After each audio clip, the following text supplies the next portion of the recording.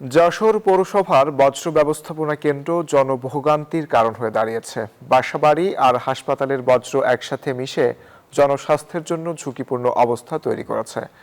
দেশের প্রথম আধুনিক বজ্র প্রক্রিয়াকরণ কেন্দ্রটি আসন্ন বর্ষা মৌসুমে আরও ভয়াবহ অবস্থা রূপ নেবে বলে শঙ্কা প্রকাশ করেছেন স্থানীয় জনসাধারণ ও স্বাস্থ্য বিভাগ।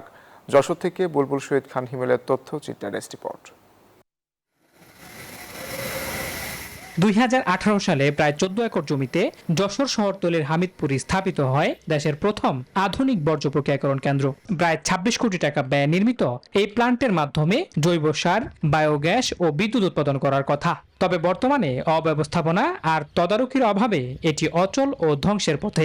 পদ্মা সেতু, মেট্রো রেল এবং এলিভেটেড এক্সপ্রেসওয়ে নির্মাণের গর্বিত অংশীদার বসুন্ধরা সিমেন্ট। বর্জ্য ব্যবস্থাপনা কেন্দ্রের যে মূল উদ্দেশ্য, বর্জ্যগুলো সংগ্রহ করে জৈব সারে রূপান্তর, পরিশোধন, সংশোধন, সেটি চাপা পড়ে গেছে।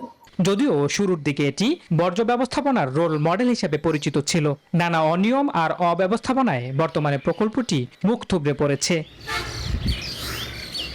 বর্জ্য প্রক্রিয়াকরণ না হওয়ায় দুর্গন্ধ ও পরিবেশ দূষণ বাড়ছে। বর্ষা মৌসুমে এ ভোগান্তি আরো চরম আকারে রূপ নেবে বলে শঙ্কা স্থানীয়দের।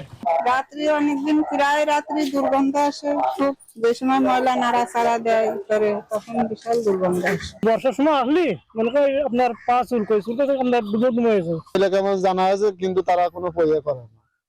একদিন অফ থাকে, তারপর আবার চালু হয়। লোকজন জানানো হয়েছে, তো লোকজন খুব গুরুত্ব দেয় না।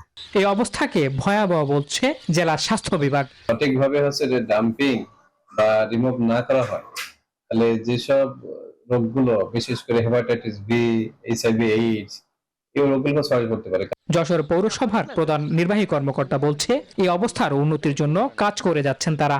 এখন হয় আমাকে ডাম্পিং সেখান থেকে সরিয়ে নিয়ে যেতে হবে নতুন কোনো জায়গায়, অথবা এটিকে প্রপার ম্যানেজ করতে হবে।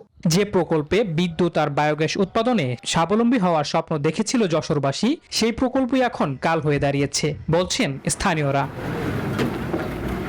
Desk report, news 24।